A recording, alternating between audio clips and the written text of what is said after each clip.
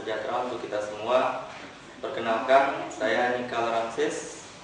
Saya akan mempresentasikan tentang pembuatan elektrik beam string radar antena pada frekuensi 730 sampai 741 MHz.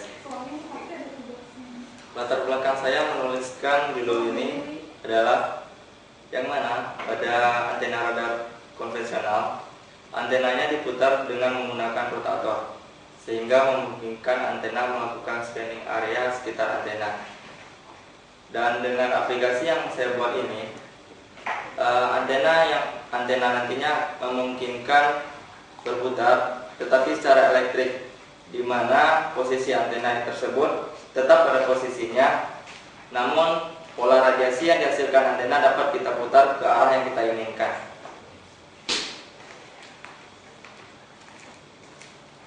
Baik, judul ini juga berpatokan kepada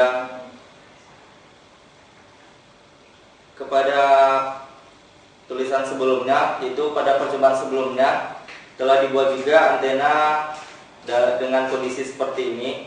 Namun posisi antena individu yang digunakan pada tulisan sebelumnya adalah yaitu pada posisi horizontal. Dan kekurangan dari antena sebelumnya ini, pada arah 0 derajat dan 180 derajat, pola radiasi yang dihasilkannya akan minimum. Oleh sebab itu, pada tulisan saya ini, saya ingin menutupi kekurangan dari tulisan sebelumnya. Saya itu untuk memaksimumkan daya yang diterima pada arah 0 dan 180 derajat. Oleh sebab itu, pada tulisan saya ini, saya menggunakan antena individualnya, yaitu antena dipol vertikal. Tujuan dari tulisan ini adalah membuat modul praktikum antena array 3 elemen pada frekuensi 730 sampai 741 MHz untuk fasa 0, 30 derajat, 60 dan 90 dengan menggunakan kabel, catu dan panjang yang berbeda-beda. Oke, kita masuk kepada prinsip kerja antena array. Antena array itu merupakan antena yang tersusun dari beberapa antena individualnya, di mana di sini saya menggunakan antena individualnya itu antena dipol. Prinsip kerjanya dapat kita bandingkan dengan antena isotropis. Antena isotropis merupakan antena yang menghasilkan pola radiasi secara omnidireksional, yaitu ke segala arah. Nah, jika dua buah antena isotropis kita gabungkan atau kita susun secara antena array dengan amplitude identik dan diberikan arus fasa yang sama dan dengan jarak setengah dari panjang gelombang yang dipancarkan, maka pada arah horizontal ini pola radiasi yang dihasilkan akan saling meminimumkan, sehingga pada arah horizontal ini nantinya pola radiasi yang dihasilkan dari kedua antena ini akan minimum. Dan untuk arah vertikalnya, itu pada sumbu X ini, pola radiasi yang dihasilkan nantinya akan maksimum, karena pada arah ini dari kedua antena ini akan saling menjumlahkan, sehingga didapatkan bentuk pola radiasi dari posisi ini dengan diberikan fasa yang sama adalah seperti ini.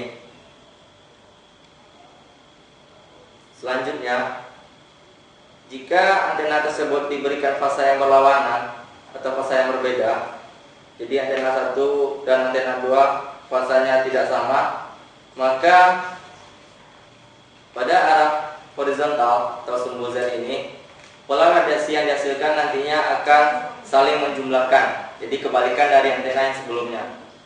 Dan untuk arah vertikal pada arah sumbu X, pola radiasi yang dihasilkan akan saling meminimumkan, sehingga pola radiasi yang dihasilkan nantinya adalah seperti ini. Jadi maksimumnya pada arah horizontal.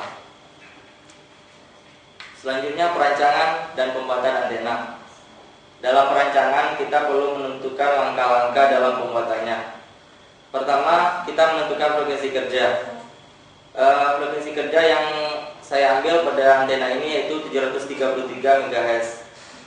Dan selanjutnya kita memperhitungkan panjang elemen dan spasi antena, kemudian menyediakan elemen, memasang masing-masing elemen dan memasang konektor serta memasang tiang antena. Selanjutnya, untuk menghitung panjang elemen dan spasi antena dapat kita menggunakan rumus berikut, yaitu lambda C per F, di mana lambda itu merupakan panjang gelombang dan C itu merupakan kecepatan cahaya di ruang hampa, dan F merupakan frekuensi kerja yang akan kita gunakan nantinya di antena. Pada antena yang saya buat ini dengan frekuensi 733 MHz, maka didapatkan panjang elemen dari masing-masing antenanya adalah 20,45 cm. Berikut adalah perancangan antena array. Yang pertama itu menyediakan elemen yang telah kita dapatkan panjangnya tadi. Kemudian juga menyediakan kotak antena, itu tempat menggabungkan elemen tersebut. Selanjutnya memasang masing-masing elemen pada kotak antena seperti pada gambar ini, dan ini gambar aslinya.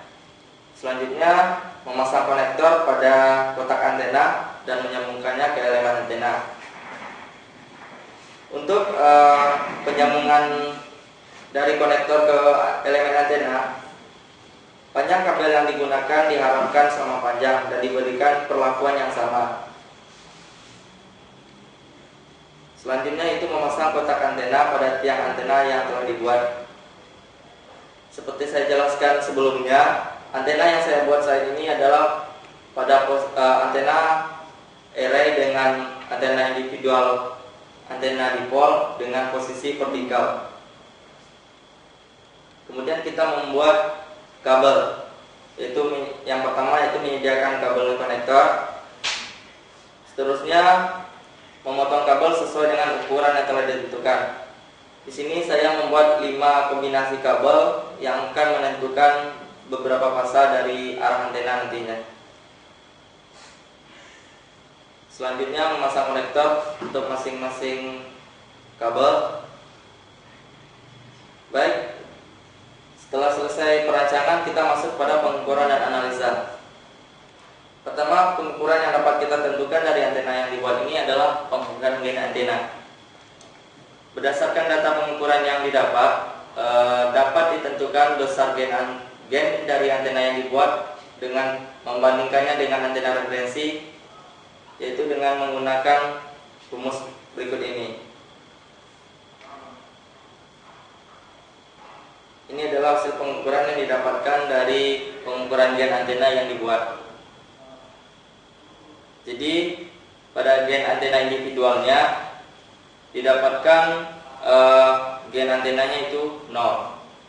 Namun pada kombinasi kabel antena yang dibuat tadi, pada fasa yang pertama didapatkan 1 dB, yang kedua 4 dB, yang ketiga juga sama 4 dB, yang keempat 7, dan yang kelima itu 8 dB. Selanjutnya itu pengukuran respon frekuensi. Berdasarkan hasil yang didapat dari respon frekuensi ini dapat ditentukan bandwidth dari antena itu, yaitu dengan mencari penurunan min 3 dB-nya. Jadi kita mengurangkan dari penurunan min 3 dB, nanti didapatkan frekuensi upper dan frekuensi lowernya. Dan nantinya upper dan lower kita kurangkan, maka didapatkan bandwidth dari antena yang dibuat. Untuk antena individu yang pertama, yaitu didapatkan frekuensi uppernya 748,2 dan lowernya 714,4, dan didapatkan bandwidthnya 33,8 MHz.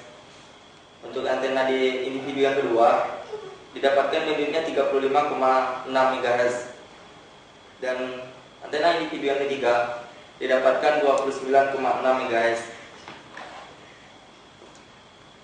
Selanjutnya itu pengukuran pola radiasi. Hal ini dapat diperhitungkan dengan besar pergeseran arah pola radiasi. Dan juga jika daya terima maksimum dari antena telah diketahui, dapat dihitung dengan persamaan berikut ini, yaitu min beta D cos theta. Untuk kombinasi kabel fasa yang pertama, yaitu semua kabelnya berukuran satu fasa, maka didapatkan antenanya nantinya akan mengarah pada sudut min 137,88 derajat. Dan untuk kombinasi kabel yang kedua, didapatkan antenanya nanti akan mengarah atau maksimum pada arah min 180 derajat. Untuk kombinasi yang ketiga, daya pancarnya akan maksimum pada arah min 137,88 derajat. Dan untuk yang keempat, pada min 169,145 derajat. Dan untuk yang kombinasi yang ketiga, maksimum pada arah min 31,50 derajat. Baik, dari penulisan yang telah saya buat ini dapat saya simpulkan, yang pertama yaitu antena array memiliki gain yang lebih besar dari antena individualnya. Jadi pada antena array yang saya buat ini, antena yang telah digabungkan dari antena individualnya itu daya atau gainnya lebih besar. Kemudian antena dipol yang dibuat mempunyai bandwidth yang berbeda. Kemudian arah polarisasi yang dihasilkan oleh antena array 3 elemen ini dengan beragam kombinasi panjang kabel fasa adalah berbeda.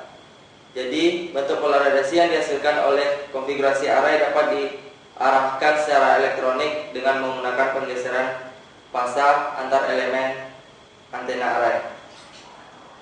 Baik, mungkin sekian penjelasan dari materi penulisan saya. Banyak maaf, saya mohon maaf. Assalamualaikum warahmatullahi wabarakatuh.